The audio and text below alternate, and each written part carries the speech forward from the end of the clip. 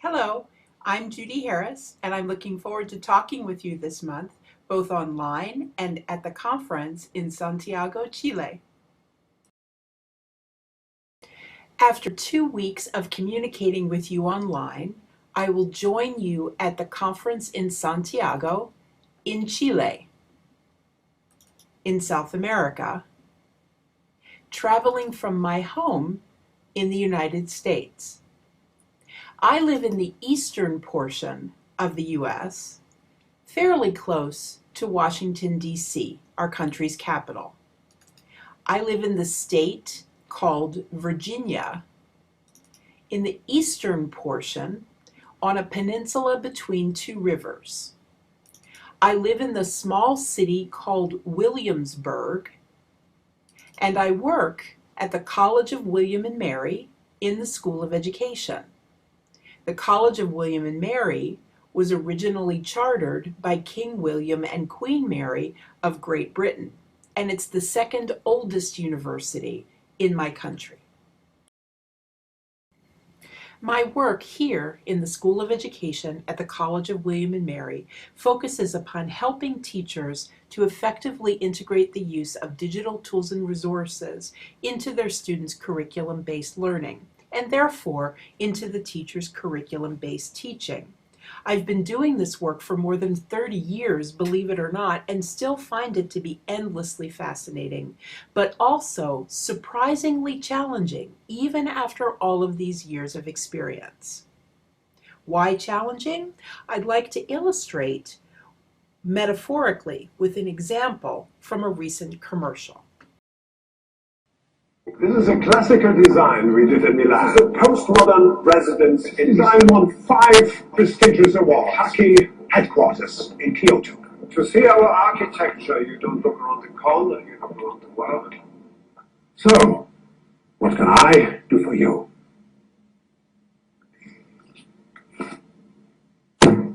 Design a house around this.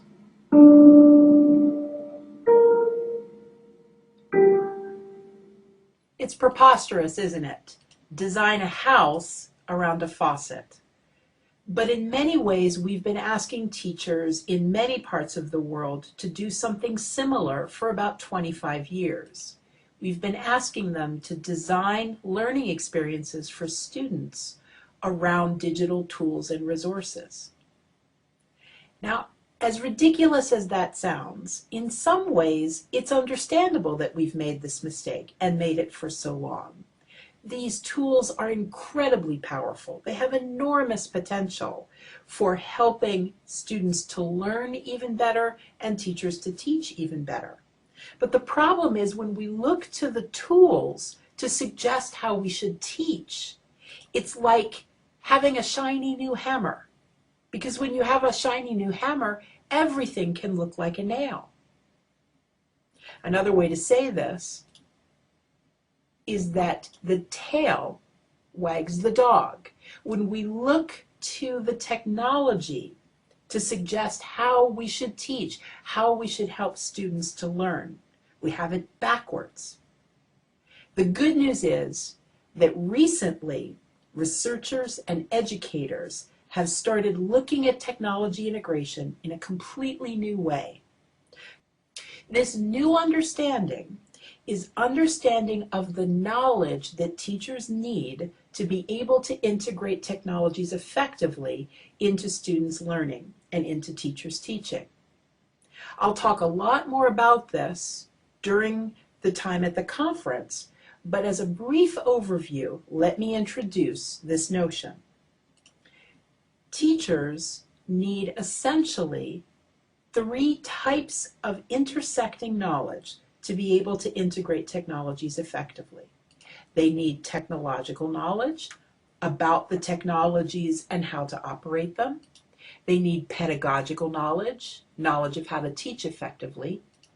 And they need content knowledge or curriculum knowledge, knowledge of what it is that they're teaching or that they're helping their students to learn.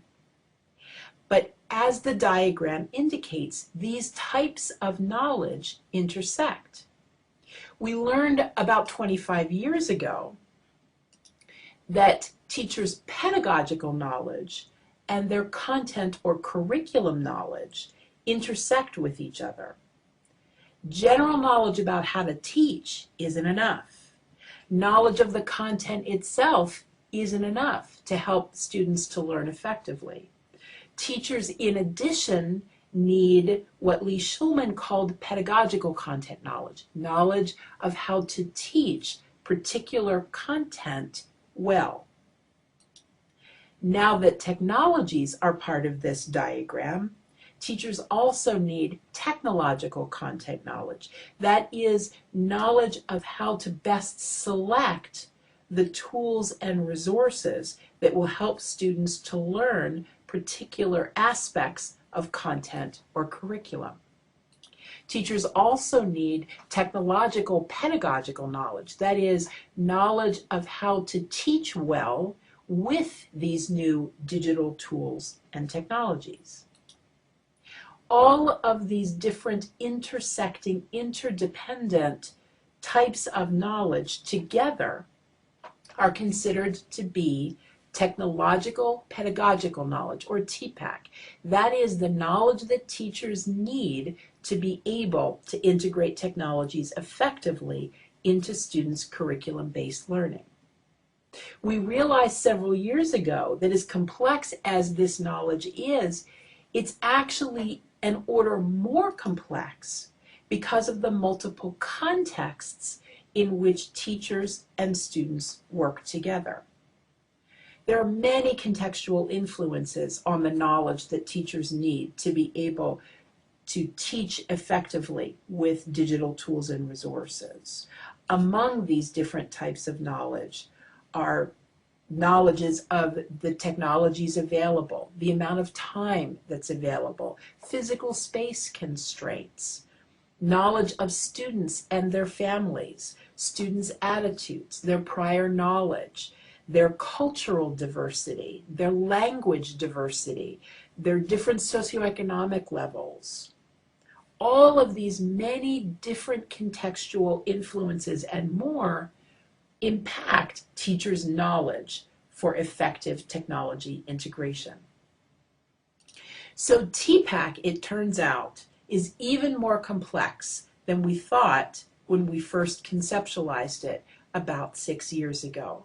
And there are a number of researchers and educators that are actively working with TPAC to understand it better and to help teachers better prepare to teach effectively with digital tools and resources. There are multiple ways of helping teachers to develop their TPAC. My colleagues and I have worked with a particular method that's part of teachers' instructional planning. But briefly, our approach is based on teachers selecting and sequencing particular learning activities. They begin with the content or curriculum-based learning goals for a particular lesson, unit, or project. Once they've decided those learning goals, they select the learning activities and sequence those activities in the ways that they know will be most useful to the particular students with whom they're working.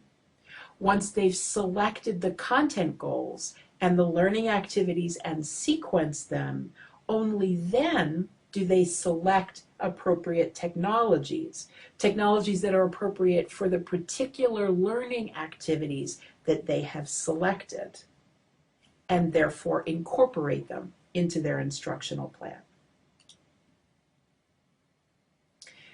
In order to help teachers to select these learning activity types, we've created taxonomies with teacher and specialist input in 6 curriculum areas so far, and we're working on more as we speak. We've developed learning activity types taxonomies in mathematics, in science, in social studies, in both primary literacy and secondary English language arts, and in world languages. To give an example of just a few of these taxonomies, we worked with curriculum specialists and many teachers to form comprehensive collections of all of the different kinds of learning activity types in each content area that we've addressed so far. So in social studies, for example, our work showed a number of different kinds of learning activities, 15 of which help students to build their knowledge, and 27 of which help students to express their knowledge in social studies. Each taxonomy is organized very differently because each content area is quite different, along with the learning activities that students can use to help them learn in those content areas. So mathematics, for example, looks quite different from social studies, as you can see here. And world languages, though similar in many ways to elementary and secondary English language arts, is quite different from math, science, and social studies. To give you just a few examples from the many, many types of learning activities in our taxonomies, here's just a small part of some of our social studies learning activity types. Each of the taxonomies is organized in this same way, with the name of the learning activity type on the left, a brief description in the middle, and then for each learning activity type, suggested technologies that could be used well to support that particular kind of learning activity. What we found is that teachers find it very easy to integrate technologies when they first focus on the curriculum learning goals, then focus on the learning activities that they're going to ask the students to use to reach those curriculum goals, and then finally, as a last step, to focus on the possible technologies that can be used based on what's available in their schools, what they and the students are comfortable with, etc. Those technology choices then come last in the instructional planning process. We've also been working, in addition to developing and testing these learning activity types taxonomies, with ways of measuring or assessing teachers' TPAC, ways that will help teachers to continue their professional learning. I hope that you'll join the discussion here online, at the conference, or both.